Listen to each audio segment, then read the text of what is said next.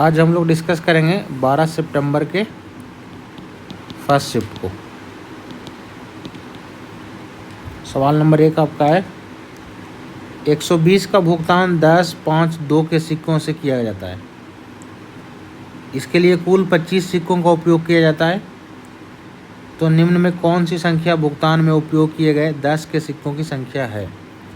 सबसे पहले देखिए आपका भुगतान कैसे कर रहे हैं। 10, 5 और 2 के सिक्के के रूप में आप भुगतान कर रहे हैं। मान लेते हैं कि 10 रुपये का आप एक सिक्का भुगतान किए हैं, 5 रुपये का बाई सिक्का दिए हैं और 2 रुपये का जेड सिक्का दिए हैं। तो तीनों जोड़ के टोटल सिक्का कितना हो जाएगा, x plus y plus Z. और टोटल सिक्का कितना बोल रहा है, 25 सिक्का है, यानी इसका बराबर क्या हो गया 25। ये आपका सिक्कों की संख्या है, सिक्कों की संख्या। अब मूल्य क्या हो जाएगा, 10 रुपये का एक सिक्का है तो कुल मूल्य हो जाएगा 10x। 5 रुपये का बाई सिक्का है तो कुल मूल्य हो जाएगा 5 बाई। 2 रुपये का जेड सिक्का है तो कुल मूल्य हो जाएगा 2z। अगर तीनों को जोड़ देंगे तो टोटल मूल्य आपका कितना दिया हुआ है, 120 रुपया। 120 रुपये टोटल मूल्य आपका दिया हुआ है। अब देखिए मेरे पास दो ही इक्वेशन है, एक इक्वेशन ये वाला है और एक इक्वेशन ये वाला है, लेकिन वेरिएबल 3 है। तो हम क्या करेंगे, एक वेरिएबल को काटने का प्रयास करेंगे। तो कौन सा वेरिएबल काट सकते हैं हम, x तो हमको निकालना ही है तो x तो कैंसिल करेंगे नहीं। हम क्या करते हैं, बाई या जेड में से कोई एक कैंसिल कर लेते हैं। तो हम फिलहाल जेड कैंसिल कर लेते हैं, क्योंकि जेड कैंसिल करने के लिए हमको सिर्फ 2 से गुना करना होगा। यहाँ 2z है, इसमें अगर 2 से गुना कर देंगे तो ये भी 2z हो जाएगा। इस इक्वेशन में 2 से गुना करेंगे तो जेड क्या हो जाएगा, 2z हो जाएगा। यहाँ भी 2z है, दोनों क्या हो जाएगा, घटा लेंगे। तो चलिए एक इक्वेशन आपके पास क्या है, 10x plus 5y plus 2z is equal to 120। और दूसरा इक्वेशन आपके पास है x plus y plus z बराबर 25 है। तो x बाई जेड में 2 से गुना करते हैं तो 2x plus 2y plus 2z is equal to कितना हो जाएगा, 25। अब घटा लेते हैं, माइनस माइनस 10 से 2 जाएगा तो 8, 5 से 2 जाएगा तो 3 और जेड से जेड क्या हो जाएगा आपका, कैंसिल हो जाएगा। बराबर कितना हो जाएगा, सॉरी इधर 2 से गुना किया तो 25 गुना 2 कितना हो जाएगा, ये आपका हो जाएगा 25 गुना 2 50 हो जाएगा ये। तो ये कितना हो गया आपका 50, यानी 70 आ गया आपका। अब देखिए इसको आगे सॉल्व करते हैं। हमको x का वैल्यू निकालना है तो x को इस साइड रखते हैं। 8x बराबर क्या हो जाएगा, 70 माइनस 3y। ठीक है। अब देखिए इसमें क्या है, x का वैल्यू क्या आ जाएगा, यहाँ से सॉल्व करते हैं। x का वैल्यू क्या हो जाएगा, 70/8 माइनस 3y/8। 70/8 को क्या बोल सकते हैं हम, 8 9 72, 8 पॉइंट समथिंग बोलेंगे। ठीक है। अगर 8 पॉइंट समथिंग में कोई छोटा वैल्यू आपका घटाएंगे, छोटा से छोटा वैल्यू, तो क्या हो जाएगा, लगभग आपका आंसर क्या आ जाएगा, 8 के आसपास आ जाएगा। ठीक है। तो आपका ऑप्शन में 8 है, आपका 8 आंसर हो जाएगा। थोड़ा एजम्पशन वाला सवाल है ये। नेक्स्ट आपका है, दो वृत्त C1 और C2 एक दूसरे को बाह्य रूप से स्पर्श करते हैं। दो वृत्त है आपका C1 और C2। एक वृत्त आपका ये C1, एक सर्कल आपका C1 है और दूसरा सर्कल आपका C2 है, और दोनों एक दूसरे को बाह्य रूप से आपका स्पर्श कर रहा है। बाहर से स्पर्श करवा दिए। एक का नाम क्या है, C1, और एक सर्कल का नाम क्या है, C2। C1 की त्रिज्या 16 है और C2 की त्रिज्या 8 है। C1 का त्रिज्या आपका कितना दिया हुआ है, 16, और C2 की त्रिज्या कितना है आपका, 8। उभयनिष्ठ स्पर्श रेखा की लंबाई, उभयनिष्ठ स्पर्श रेखा ये वाला है। Direct common tangent, direct common tangent का फॉर्मूला क्या होता है अगर निकालना होता है तो, डायरेक्ट कॉमन टेंजेंट या उभयनिष्ठ स्पर्श रेखा √d² माइनस त्रिज्याओं के अंतर का स्क्वायर। ये लगभग आपका हर सेट में सवाल ये आ रहा है। उभयनिष्ठ स्पर्श रेखा, डायरेक्ट कॉमन टेंजेंट, और एक आपका होता है ट्रांसवर्स कॉमन टेंजेंट। दोनों आपका कोई ना कोई सेट में आ ही रहा है, चाहे ये आ रहा है चाहे वो आ रहा है। देखिए डायरेक्ट और ट्रांसवर्स में क्या डिफरेंस होता है, ये डायरेक्ट आपका कॉमन टेंजेंट का फॉर्मूला है √d² माइनस त्रिज्याओं के अंतर का स्क्वायर।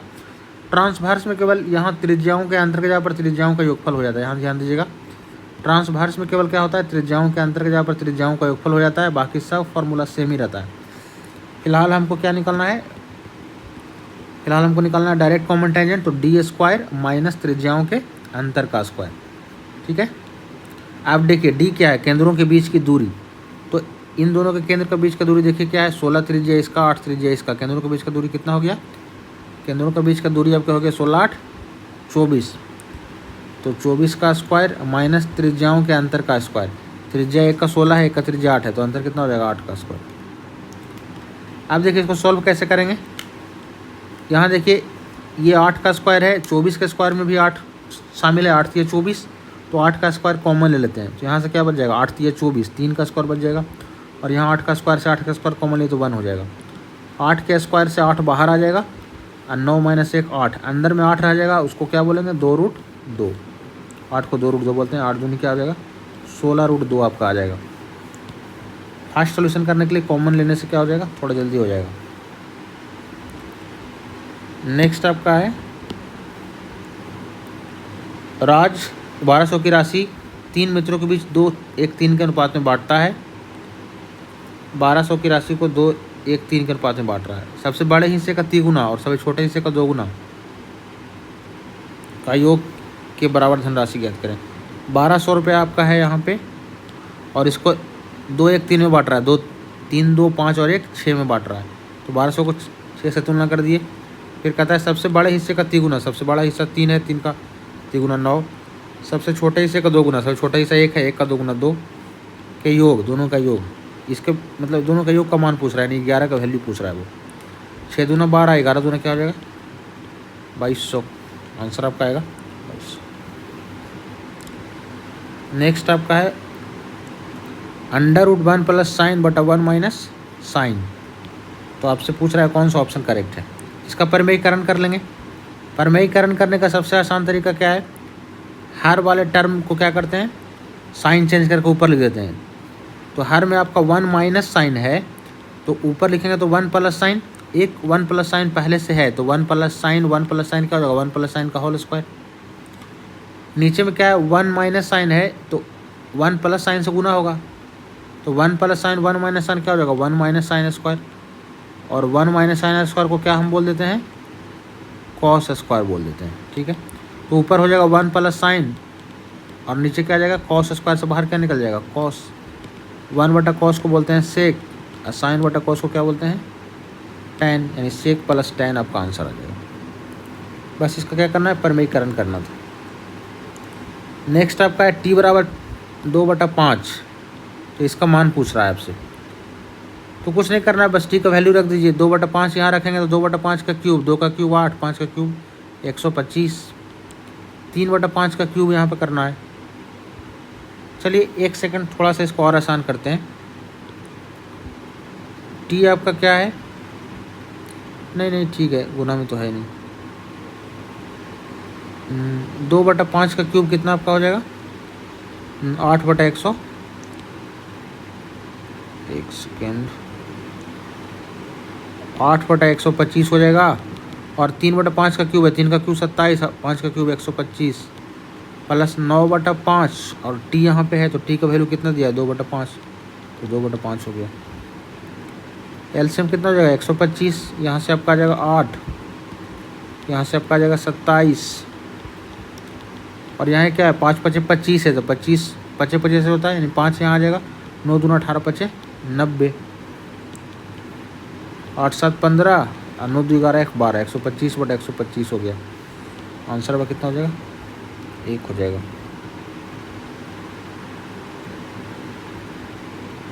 नेक्स्ट आपका है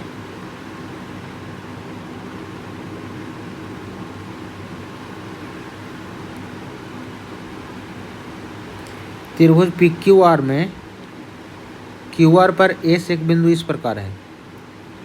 एक त्रिभुज लेते हैं PQR, यहाँ ध्यान दीजिए, एक त्रिभुज PQR ले लिए।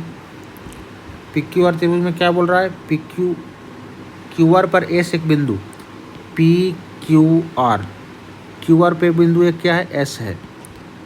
इस प्रकार है कि PS जो है परपेंडिकुलर QR है, ये PS जो है QR के क्या है परपेंडिकुलर है, 90 डिग्री का कोण बना रहा है। तो कौन सा विकल्प करेक्ट है। यहाँ देखिए हम एक बार पी एस का मान निकालते हैं। तो पी एस का वैल्यू क्या हो जाएगा, पी एस क्या आपका लंब है, तो लंब का वैल्यू क्या होगा, इस त्रिभुज में पी क्यू एस में, त्रिभुज पी क्यू एस में चलते हैं। अगर हमको पी एस निकालना है, यानी ये लंब है पी एस क्या है, लंब है, तो लंब क्या होगा, कर्ण स्क्वायर माइनस आधार स्क्वायर, यानी कि P Q square minus Q S square. लंब क्या होता है, कर्ण स्क्वायर माइनस आधार square, P Q square minus Q S square. अब देखिए यही काम फिर से करते हैं हम त्रिभुज पी एस आर में। इस त्रिभुज में भी पी एस ही निकाल लेते हैं। पी एस पहले भी पी एस निकाले थे, फिर से पी एस निकाल रहे हैं। तो पी एस आपका क्या हो जाएगा, पी एस मतलब पी एस स्क्वायर, तो पी एस स्क्वायर क्या हो जाएगा, कर्ण स्क्वायर माइनस आधार स्क्वायर, यानी P R square minus S R square. ठीक है, तो ये हो जाएगा आपका P R square minus S R square. ये दोनों ही बराबर है, चूँकि दोनों किसका मान है, ये पी एस का मान है। ठीक है, अब सॉल्व कर लेंगे, केवल माइनस को एक साथ लेकर रखिए, प्लस को एक साथ कर दीजिए। ये इस माइनस को इधर लेके आ जाइए, एस आर को इधर लेके आइए, तो P Q square plus S R square. इस माइनस को उधर लेके जाइए, तो P R square plus Q S square, P Q S R. देखिए P Q S R square, P R Q S square, ये वाला ऑप्शन नंबर 2। बस दोनों बार आपका क्या निकालना था, लंब निकालना था, लंब का स्क्वायर निकालना था। लंब का स्क्वायर क्या होता है, कर्ण स्क्वायर माइनस आधार स्क्वायर, और बस दोनों को बराबर कर लेना था।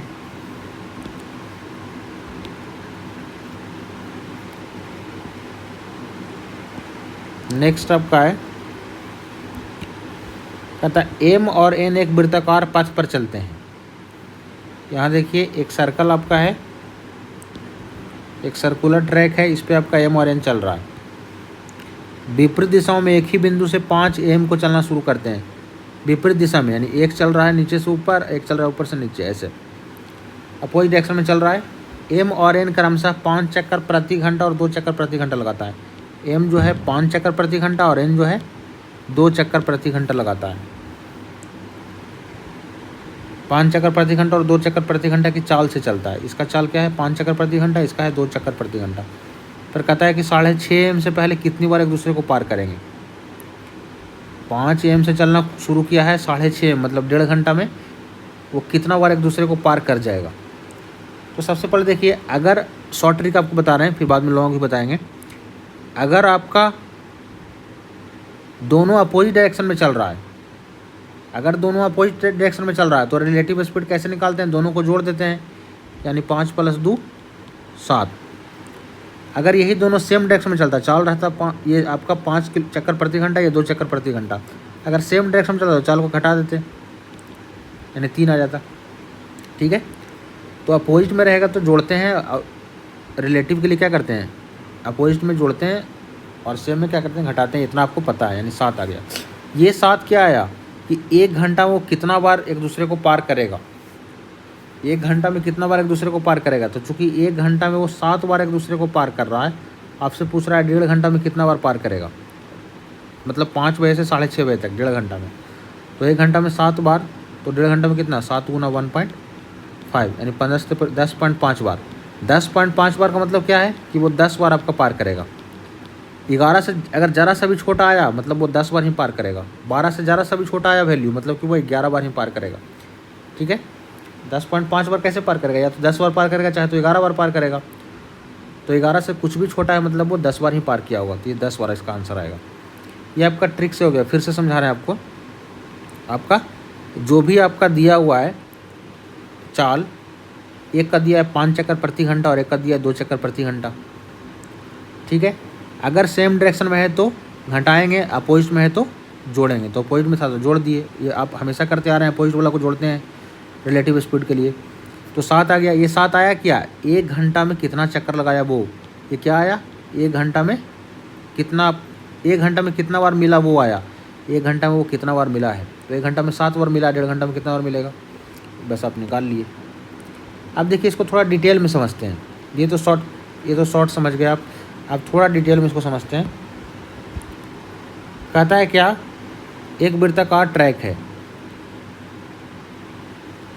यहाँ देखिए एक हम सर्कुलर ट्रैक ले रहे हैं,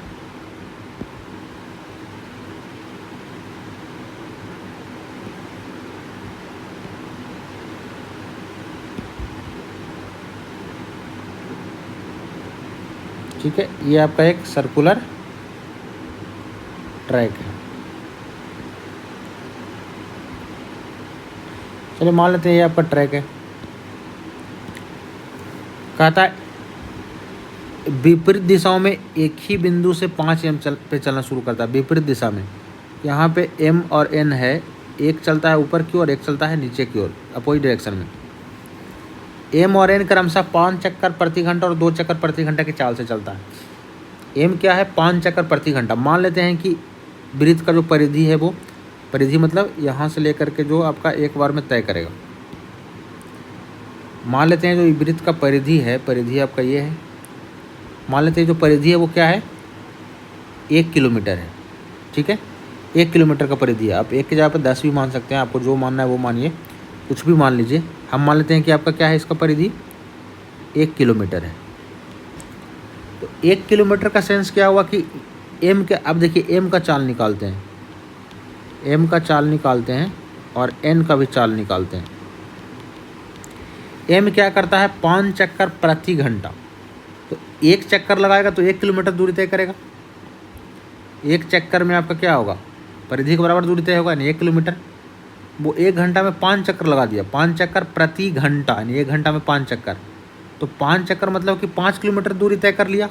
1 चक्कर में 1 किलोमीटर, तो 5 चक्कर में 5 किलोमीटर दूरी, यानी एम का चाल क्या हो गया? 5 किलोमीटर प्रति घंटा। 1 चक्कर में 1 किलोमीटर, तो 5 चक्कर में 5 किलोमीटर, ठीक है। और घंटा में था प्रति घंटा, तो प्रति घंटा, ठीक है। एन क्या हुआ? 1 घंटा में 2 चक्कर लगाया, 2 चक्कर मतलब कि 2 किलोमीटर। 1 चक्कर में 1 किलोमीटर, 2 चक्कर में 2 किलोमीटर, 2 किलोमीटर क्या हो गया? प्रति घंटा। कोई दिक्कत? तो एन का चाल आ गया क्या? 2 किलोमीटर प्रति घंटा आ गया। अब देखिए, अगर आपको पता है कि पहली बार कब मिलेगा, आपको ये निकालना है। दोनों का चाल दिया है, पहली बार कब मिलेगा, फर्स्ट टाइम कब मिलेगा, तो आप कैसे निकालते हैं? ये सवाल आप हमेशा पढ़ते आ रहे हैं, अभी हाल फिलहाल में हर एग्जाम में लगभग पूछ रहा था। तो फर्स्ट टाइम वो कब मिलेगा, पहली बार कब मिलेगा? पहली बार मिलने के लिए टोटल डिस्टेंस, मतलब जो परिधि है वृत्त का 1 किलोमीटर, पहली बार मिलना है। चूँकि अपोजिट डायरेक्शन में चल रहा है तो चाल नीचे में क्या हो जाएगा? जुड़ जाएगा, यानी 1 का चाल है 5, 1 का चाल है 2, मतलब 7। तो फर्स्ट टाइम आपका क्या होगा? 1/7 घंटा में मिलेगा वो। कोई दिक्कत? अब देखिए इसका मतलब क्या हुआ? ये आपका आ गया किस में? ये आपका किलोमीटर में है, आपका चाल क्या है? किलोमीटर पर घंटा में, यानी 1/7 घंटा, 1/7 घंटा आ गया। पहली बार मिला 1/7 घंटा में। आपको थोड़ा सा ध्यान दीजिएगा, यहाँ फिर से एक सर्किल ड्रॉ कर रहे हैं।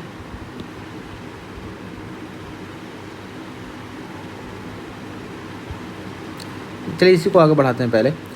पहली बार वो मिला कितना में? 1/7 घंटा में। तो यहाँ से क्या आया? 1/7 घंटा में वो कितना बार मिल रहा है? 1 बार। पहली बार वो कब मिला? 1/7 घंटा में, मतलब 1/7 घंटा में वो 1 बार मिला। तो जब 1/7 घंटा में 1 बार मिला, तो 1 घंटा में कितना बार मिलेगा? 7 को उधर कर देंगे, 7 बार। 1/7 घंटा में जब वो 1 बार मिला तो 1 घंटा में 7 बार मिला। आपसे पूछ रहा है 1.5 घंटा में कितना बार मिला। 1.5 घंटा मतलब क्या? 5 से 6:30 के बीच में कितना बार मिला? तो 1.5 घंटा में कितना बार मिला? 7 × 1.5, यानी क्या हो जाएगा? 15 से 75 से 10.5 बार मिला वो। 10.5 बार। अगर 11 से थोड़ा सा भी छोटा डाटा है, मतलब वो क्या होगा? वो 10 बार ही मिलेगा, ठीक है। तो पूछ रहा था कितने बार एक दूसरे को पार करेगा, तो 10 बार एक दूसरे को पार करेगा, 10 बार एक दूसरे से मिलेगा। कोई दिक्कत नहीं। तो शॉर्ट में ही बनाना है, तो बस इसका चक्कर 5 है, इसका चक्कर क्या है? 2 है, मतलब इसका चाल क्या है? 2 चक्कर प्रति घंटा, इसका चाल है 5 चक्कर प्रति घंटा। रिलेटिव स्पीड अगर अपोजिट में तो क्या करते हैं? जोड़ के निकालते हैं, यानी 7 आ गया। ये 7 है क्या? 1 घंटा में, 1 घंटा में जितना बार मिल रहा है, तो 1 घंटा में 7 बार मिल रहा है। आपसे पूछ रहा है कि 5 से 6:30, मतलब 1.5 घंटा में कितना बार मिलेगा? तो क्या हो जाएगा? 10:30। नेक्स्ट आपका क्वेश्चन नंबर 8। एक बेलन की ऊंचाई 20 है तो 5 फीट का क्षेत्रफल। 5 पिच का क्षेत्रफल 17 और 60 है, तो आयतन पूछ रहा है। 5 पिच का क्षेत्रफल क्या होता है? 2πRH कर्व्ड सरफेस एरिया होता है। 5 पिच बोलते हैं किसको? कर्व्ड सरफेस एरिया को। कर्व्ड सरफेस होता है 2πR और H का मान कितना दिया है? 20। H का मान दिया हुआ 20। ये कर्व्ड सरफेस रहता है, कर्व्ड सरफेस एरिया 1760 है। 0 से 0 कट जाएगा, 2 दूना 4, 4 से कटेंगे 4 चौ 16, 4 चौ 16, 22 दूना 44। त्रिज्या कितना आ जाएगा आपका? 7 दूना 14, त्रिज्या 14 आ गया। ऊंचाई आपको 20 दिया है क्वेश्चन में। आयतन पूछ रहा है, आयतन क्या होता है? पाई R स्क्वायर, R 14 है, H 20 है, 14 का स्क्वायर 196। ठीक है। अच्छा, पाई का मान भी रख देते हैं, 22/7, 14 गुना 14 गुना 20, 7 दूना 14, 14 दूना 28 दूना 56। चलिए ऐसे करते हैं, इकाई अंक ही देख लेते हैं केवल। इकाई अंक इसका 0 है, 0 में किसी भी टर्म से गुना करेंगे तो क्या आ जाएगा? 0 आ जाएगा। इकाई अंक 0 आएगा। इकाई अंक 0 एक ही ऑप्शन में है। ठीक है, इकाई अंक 0 एक ही ऑप्शन में है। जब गुना करने में दिक्कत लगने लगे तो डायरेक्ट इकाई अंक पर पहले ध्यान दीजिए। अगर इकाई अंक आपका एक ही ऑप्शन में मैच कर रहा है तो वही आंसर हो जाएगा, ज़्यादा सॉल्व करने का ज़रूरत नहीं है। त्रिभुज के तीनों कोनों का माप इतना है, तो तीनों कोनों में सबसे बड़े और सबसे छोटे कोण के बीच का धनात्मक अंतर। त्रिभुज का तीनों कोण का योग आपको पता है कितना होता है? 180। और यहाँ तीनों कोण का योग कितना हो रहा है? 17, 13, 30, 15, 45। तीनों कोनों का योग के बराबर कर दिए। सबसे बड़े और सबसे छोटे कोण के बीच अंतर, सबसे बड़ा कोण 17 है, सबसे छोटा कोण 4 है। अंतर कितना हो जाएगा? 4। पॉजिटिव अंतर लेना है। ये हो जाएगा 4 बार में कट जाएगा, 45 दूना 90 दूना 180, 4 चौ कितना जाएगा? 16 डिग्री। एक दुकानदार एक वस्तु को 5000 मूल्य अंकित करता है, 20%, 15%, 10% की छूट देता है, तो वस्तु का विक्रय मूल्य क्या है? 5000 अंकित मूल्य है, पहले छूट दिया 20%, मतलब कितना परसेंट में बेचा होगा? 80% में बेचा होगा। दूसरा बार छूट दिया 15%, मतलब 85% में बेचा होगा। तीसरा बार छूट दिया 10%, मतलब 90% में बेचा होगा। अब सोल्व भी तो करना है केवल। परसेंट से 00 कट, इस वाले परसेंट से 120 कट, 5 गुना 8 गुना 85 गुना 9/10, 5 दूना 10, 2 चौ 8, 85 दूना 170 दूना 3, 7 दूना 34, 340 गुना 9, 0 9 चौ 36, 60। 60 आपका लास्ट के ऑप्शन में क्या है? एक ही ऑप्शन में है। हमेशा इकाई अंक 10th अंक तक जाइए। अगर मिल गया आंसर तो ठीक है, नहीं तो पूरा गुना करिएगा। अगर मिल गया तो पहले उधर से निकल जाइए, टाइम बचा लीजिए। हम जो भी क्वेश्चन कर रहे हैं यहाँ पे केवल ग्राफ के अलावा सॉल्यूशन कर रहे हैं। सारे सेट में केवल ग्राफ के अलावा ही सारे क्वेश्चन को सॉल्यूशन कर रहे हैं। ग्राफ का एक साथ ही कंपाइलिंग हम सॉल्यूशन कर देंगे सारे का। सबको एक साथ कंपाइल करके एक ही वीडियो में उसका सॉल्व कर देंगे। यहाँ देखिए क्या है? 15.5 माइनस 3 माइनस 7 माइनस 5 माइनस 14.5 में 13 पॉइंट घटाएंगे तो कितना आएगा? 1 हो जाएगा। ये 1 हो जाएगा। 5 में से 1 जाएगा तो कितना आएगा? 4 आएगा। 5 में से 1 घटाएगा तो 4 हो जाएगा। फिर 7 में से 4 घटाएंगे तो 3 हो जाएगा। 3 में से 3 घटाएंगे तो 0 हो जाएगा। यानी पूरा ये सब टर्म क्या हो जाएगा? 0 हो जाएगा। 15.5 माइनस 0 फिर 15.5 ही हो जाएगा। इसको तो कुछ करना ही नहीं है। PQR की आयु का अनुपात इतना है, उनके व्यय का अनुपात इतना है। आय का अनुपात, सॉरी, PQR की आय का अनुपात इतना है, व्यय का अनुपात इतना है। आय और व्यय का अनुपात दिया हुआ है PQR। आय का रेशियो क्या दिया हुआ है? 10:12:9। और व्यय का रेशियो क्या दिया हुआ है? 12:15:8। Q अपनी आय का 25% बचाता है। मान लेते हैं कि आय में x शामिल है, आय के अनुपात में x शामिल है, तो Q क्या करता है? आय का 25% बचाता है। Q का आय 12x है, तो 12x का 25% मतलब 1/4, इतना ही बचा लिया। ठीक है।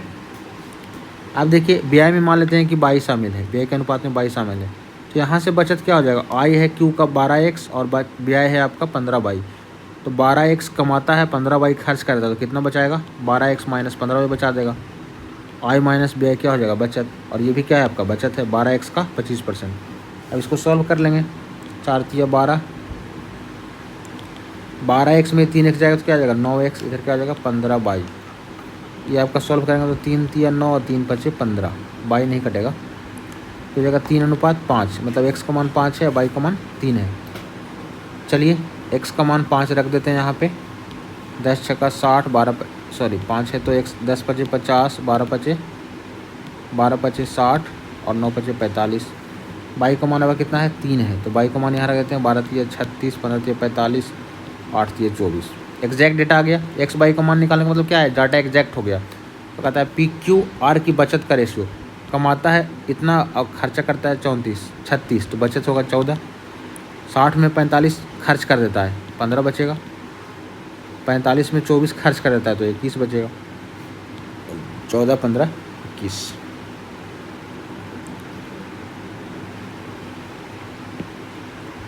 नेक्स्ट आपका है 2 पाइप ए और बी एक टंकी को क्रमशः 10 और 20 मिनट में भर सकते हैं।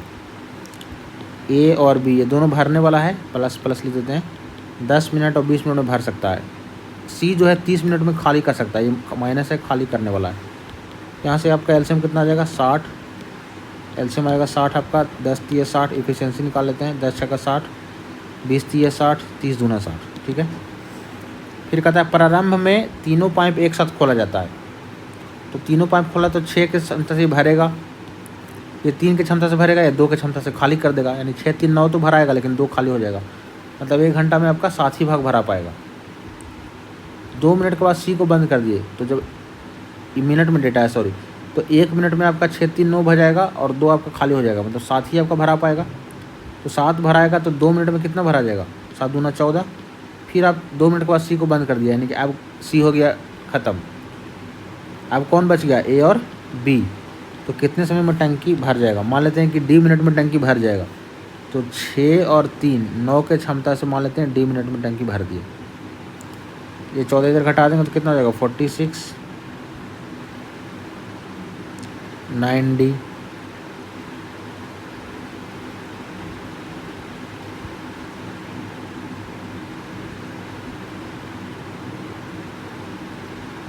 कितने समय में टंकी भर जाएगी।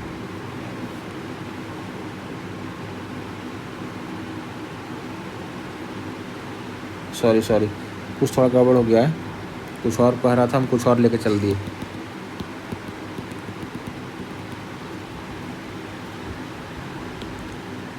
यहाँ ध्यान दीजिएगा, यहाँ पे कह रहा है कि हालांकि टंकी भरने से 2 मिनट पहले सी को बंद कर दिया गया है। सी को 2 मिनट में बंद नहीं किया, भरने से 2 मिनट पहले बंद किया। तो मान लेते हैं कि डी मिनट में भर गया, तो भरने से 2 मिनट पहले बंद कर दिया, मतलब कि ये दोनों तो शुरू से अंत तक काम किया, डी मिनट तक, मतलब कि 6 और 3 के क्षमता से डी मिनट तक काम किया, मतलब 9 के क्षमता से डी मिनट तक काम किया, तो 9D ये भर देगा। ये क्या है 2 मिनट पहले ही आपका 2 मिनट पहले बंद किया, यानी डी मिनट में अगर भरा होगा तो D-2 मिनट में इसको बंद कर दिया गया होगा। तो D-2 मिनट में बंद कर दिया गया, 2 के क्षमता से खाली कर रहा था, तो कितना खाली कर देगा, माइनस इतना कर देंगे, ये खाली करने वाला इसलिए इसके साथ माइनस कर दिए। और 9D में से आपका 2D घटेगा तो कितना हो जाएगा 7D, और 2 दूना 4, माइनस में माइनस ये प्लस हो जाएगा 60। डी का मान 56, 7D का मान 56 हो गया, डी का मान कितना हो जाएगा 7 या 56, यानी 8 घंटा में आपका क्या हो जाएगा, 8 मिनट में, मिनट में डेटा है, 8 मिनट में टंकी आपका भर जाएगा, ठीक है। कहता है त्रिभुज ABC और DEF में आपका 2 त्रिभुज है, ABC और DEF, ABC और DEF, ABC DEF, AF AB बराबर FD, AB और FD, AB और FD बराबर दिया हुआ है। A बराबर D, कोण A जो है कोण D के बराबर दिया हुआ है। तो SAS के अनुसार 2 त्रिभुज सर्वांगसम होंगे। SAS तो साइड एंगल, साइड एंगल, तो ये वाला साइड लेना पड़ेगा, ये साइड लेंगे, अगर ये साइड हम लेंगे तो साइड ये वाला एंगल देना चाहिए, ये एंगल नहीं दिया, कोण B नहीं दिया हुआ है, कोण A दिया है, तो साइड एंगल साइड ये ऐसे चलेंगे। साइड, ये साइड है AB, एंगल है आपका A, और AC आपका साइड है, साइड एंगल साइड। इधर आपका क्या है साइड एंगल साइड, इधर से ऐसे चलेंगे, साइड एंगल साइड, ठीक है। तो आपको AC को किसके बराबर होना पड़ेगा, DE के बराबर होना पड़ेगा। तो AC को DE के बराबर कौन सा ऑप्शन में है, ऑप्शन नंबर 2 में है। क्वेश्चन नंबर 17, 16, 17 ग्राफ है, 18 भी ग्राफ है, 19 कह रहा x + 1/x का मान 15 है, तो इसका मान बताइए। यह है क्या, यहाँ से 7 कॉमन ले लेते हैं तो x square plus 1 minus 9x, नीचे से एक्स स्क्वायर प्लस 1 को एक साथ कर लेते हैं, एक्स स्क्वायर प्लस 1 को एक साथ कर लिए माइनस x, ठीक है। अब देखिए इसको सोल्व करेंगे तो क्या हो जाएगा, एक्स स्क्वायर प्लस 1 बराबर 15x, इतना तो कर लीजिएगा आप। तो एक्स स्क्वायर प्लस 1 बराबर 15x आ जाएगा सोल्व करने पर। इसका मान यानी कि 15 एक्स स्क्वायर प्लस 1 का मान कितना आ गया, 15x आ गया। यहाँ 15x रख देंगे, यहाँ 15x रख देंगे। 15 से 105, 105 माइनस 9 96, 15 माइनस 1 14,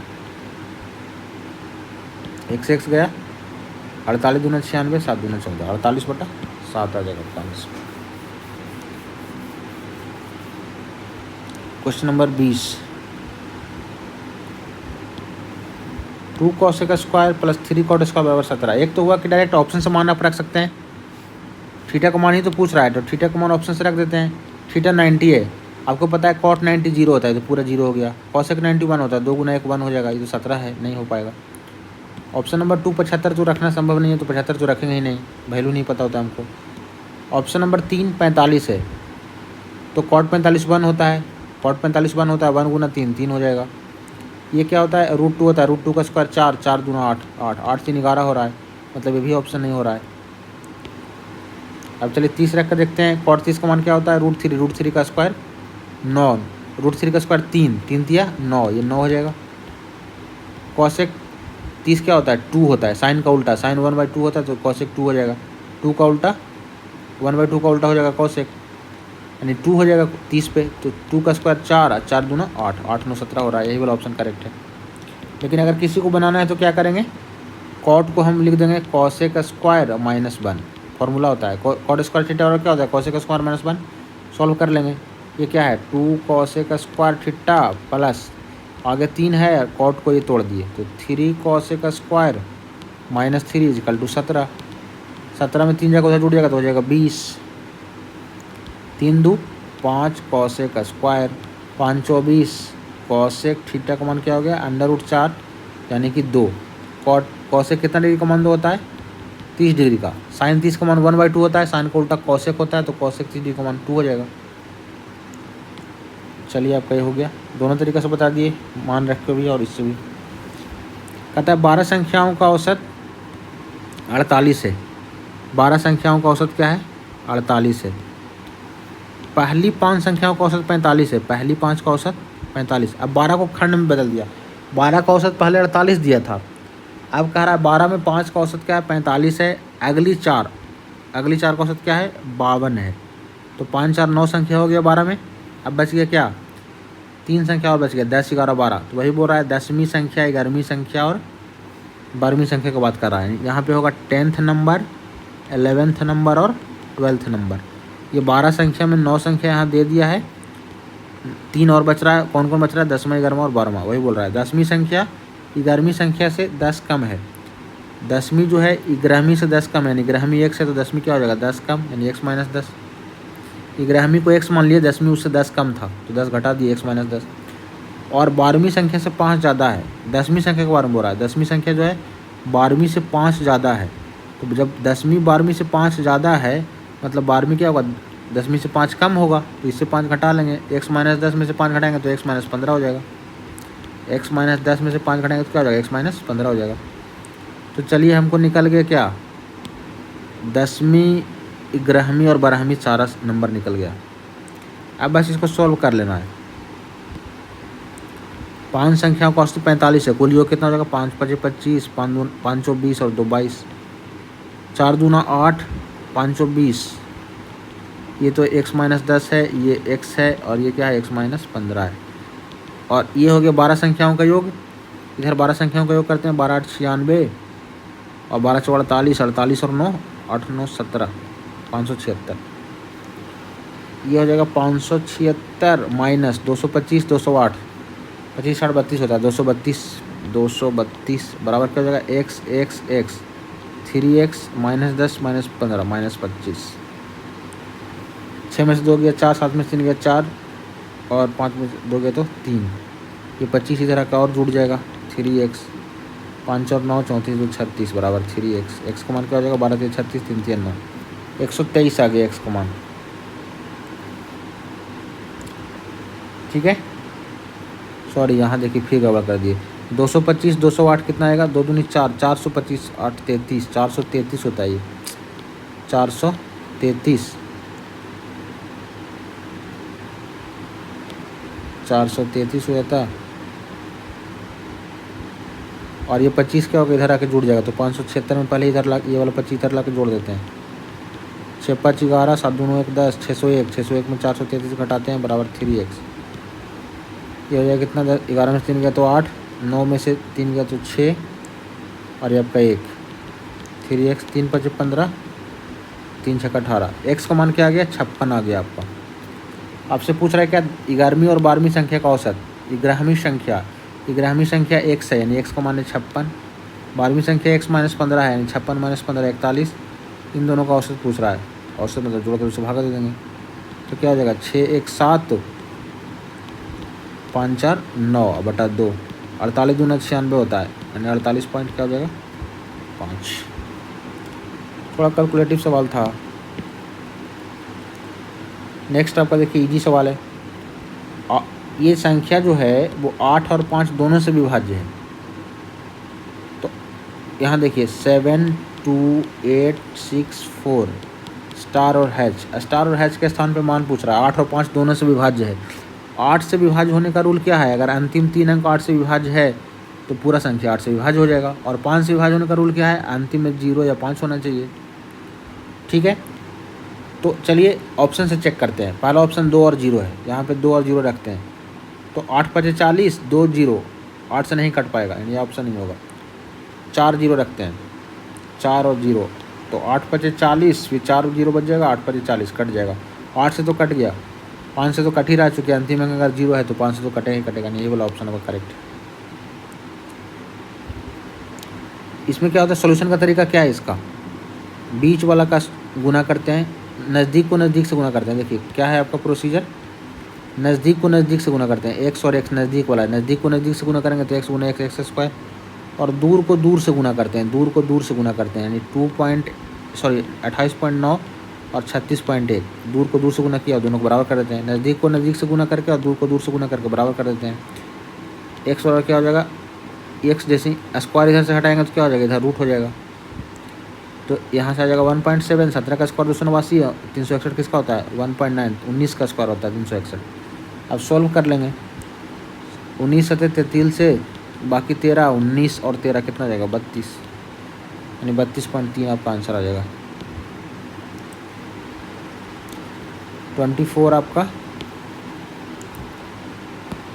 यहाँ ध्यान दीजिएगा, थीटा का कोई मान रख के इसको बना दीजिए।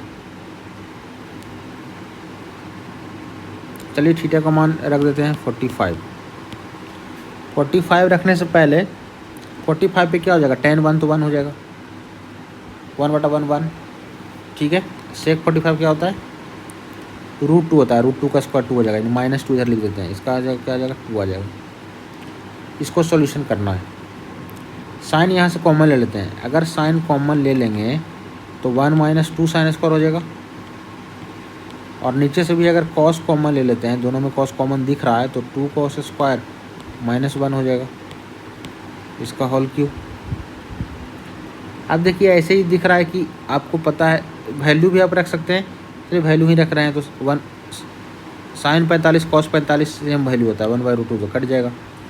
यहाँ रख देंगे तो 1/√2 का स्क्वायर 1/2 से 2 कट जाएगा, नहीं 1 - 1। यहाँ पे क्या हो जाएगा 1/√2 का स्क्वायर 1/2, ये कट के आपका 0/0 आ जाएगा। नहीं 45 नहीं रख सकते हैं, 45 में गड़बड़ हो जाएगा। चलिए इसको डिटेल में ही बना देते हैं, कुछ और वैल्यू रखना पड़ेगा, फिर ज़्यादा कॉम्प्लिकेटेड हो जाएगा इक्वेशन इसका।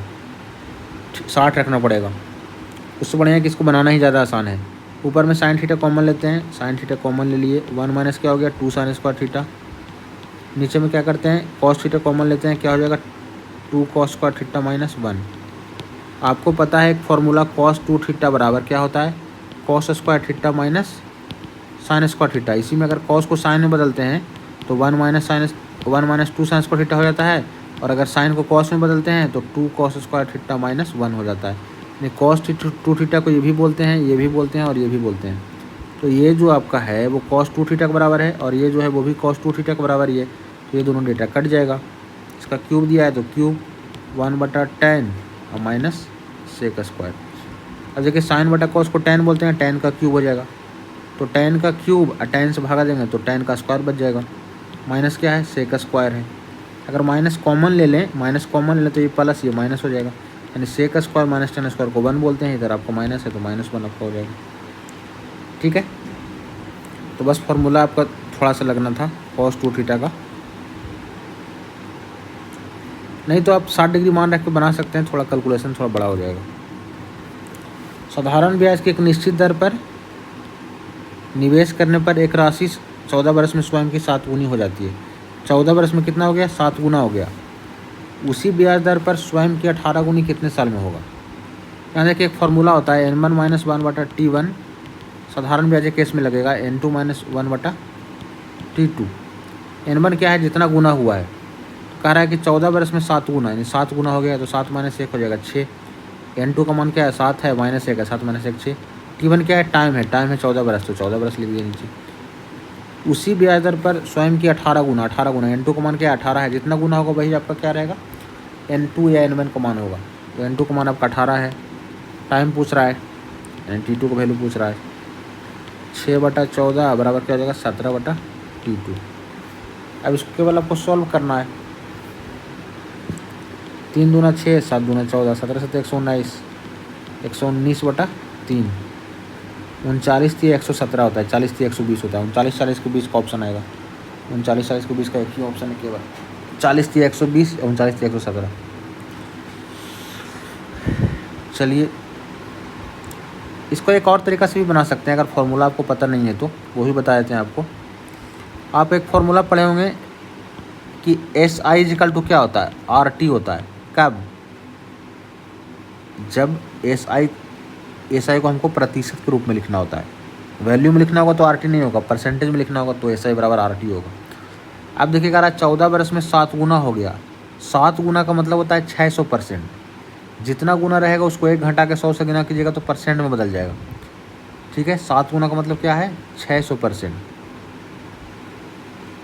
ठीक है, 8 गुना का मतलब क्या है, 700%। तो 7 गुना का मतलब क्या हो गया, ब्याज हो गया आपका 600%। ठीक है, 14 वर्ष में टाइम आपका दिया है 14 साल। यहाँ से आपका रेट निकल जाएगा 2 से 7 दूना 14, 3 दूना 6, यानी 300/7% आपका क्या आ गया, रेट आ गया। उसी ब्याज दर पर स्वयं की 18 गुना हो जाएगा। फिर से SI = RT। 18 गुना मतलब क्या हो जाएगा, SI 1700%। R क्या दिया है, 300/7। आपसे टाइम पूछ रहा है T2, 0 से 0 कट जाएगा, 17 7 119/3 बराबर T।